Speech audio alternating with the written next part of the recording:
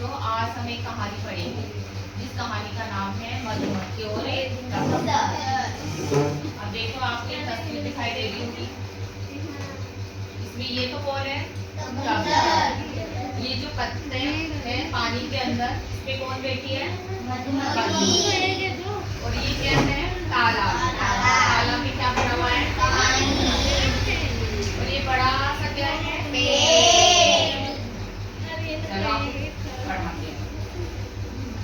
एक मधुमक्खी एक बार उड़ती तालाब के ऊपर से जा रही थी। एक बार एक मधुमक्खी थी, वो उड़ती हुई किसके पास आ रही थी? तालाब के पास। अचानक वह तालाब के पानी में गिर गई। जो मधुमक्खी थी ना, कहाँ गिर गई? तालाब के अंदर गिर गई। उसके पंख गीले हो गए। अब तालाब में क्या था? पानी था। जब वो तालाब में गई तो उसके पंख क्या हो गए? गीले हो गए।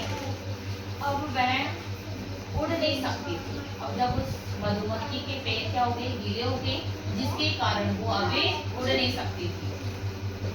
उसकी मृत्यु निश्चित थी, उसका मरना निश्चित, क्योंकि उसके पैर पंख जो थे वो तो गीले हो गए, उड़ने वाले। और अब कैसे उड़ सकती? नहीं उड़ पाएगी ना, पंख गीले होने से, जिसके कारण उसकी मरना निश्चित था। तालाब के पास पेड़ पर एक कबूतर बैठा हुआ था। जो बड़ा सा पेड़ था तालाब के पास, उस पर कौन बैठा हुआ था? कबूतर। उसने मधुमक्खी को पानी में डूबते देखा। जब मधुमक्खी पानी में डूब रही थी तो किसने देखा? कबूतर ने देखा। कबूतर ने पेड़ से पत्ता तोड़ा। अब मधुमक्खी की जान बचाने के लिए कबूतर ने क्या किया? पेड़ से पत्ते को तोड़ा। उसे अपनी चोंच में उठाकर तालाब में मधुमक्खी के पास गिरा दिया। जो कबूतर था, पेड़ से पत्ता तोड़ा, अपनी चोंच में लिया और तालाब के अंदर जो मधुमक्खी थी उसके पास में गिरा दिया। धीरे धीरे मधुमक्खी उस पत्ते पर चढ़ गई। जो मधुमक्खी थी धीरे धीरे उस पत्ते पर बैठ गई या चढ़ गई। थोड़ी देर में उसके पंख सूख गए। अब जब पत्ते पर वो जाके बैठ गई मधुमक्खी, तो धूप तो तेज थी, के कारण उसके पंख थे वो सूख गए। उसने कबूतर को धन्यवाद दिया, क्योंकि कबूतर ने उसकी सहायता की थी ना, तो कबूतर को क्या किया? उसने धन्यवाद दिया और वहां से वो उड़ गई। कुछ दिन के बाद, अब कुछ समय बीत गया, कुछ दिनों के बाद कबूतर पर संकट आ गया। अब कबूतर में क्या आ गया? संकट आ गया, यानी समस्या आ गई है कबूतर के जीवन में। वह पेड़ की डाली पर आंखें मूंद कर सो रहा था। तो कबूतर था कहाँ बैठा था? पेड़ की डाली पर बैठा था और आंखें बंद करके सो रहा था। तभी एक लड़के ने अपनी गुलेल से उस पर निशाना साधा। एक बच्चा था शरारती, उसके पास गुलेल थी और उसने कबूतर पर निशाना लगा दिया। कबूतर इस खतरे से अनजान था, क्योंकि कबूतर क्या कर रहा था? आंखें बंद करके सो रहा था।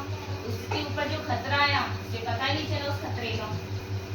मगर मधुमक्खी ने लड़के को निशाना साधते देख लिया।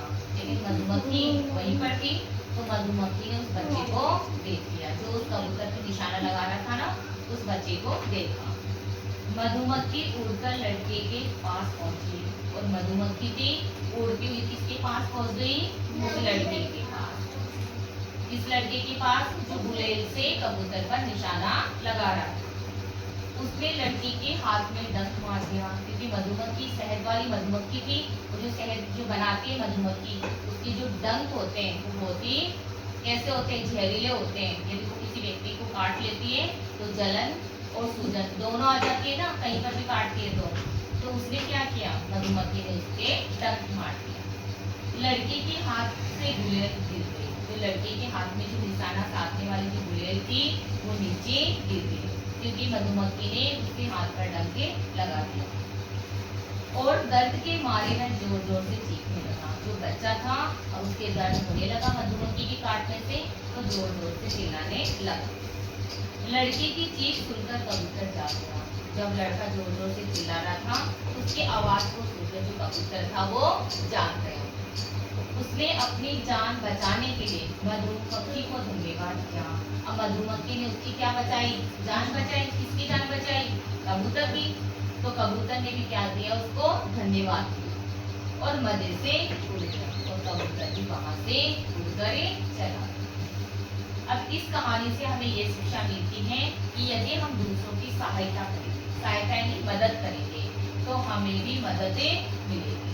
यदि हम दूसरों की सहायता नहीं करेंगे तो हमें भी कोई सहायता नहीं देगा। इसलिए हमेशा हमें दूसरों की सहायता करनी चाहिए। यदि कोई व्यक्ति संकट में फंसा हुआ तो उसकी हमें सहायता करके उसे संकट से बाहर निकालना चाहिए।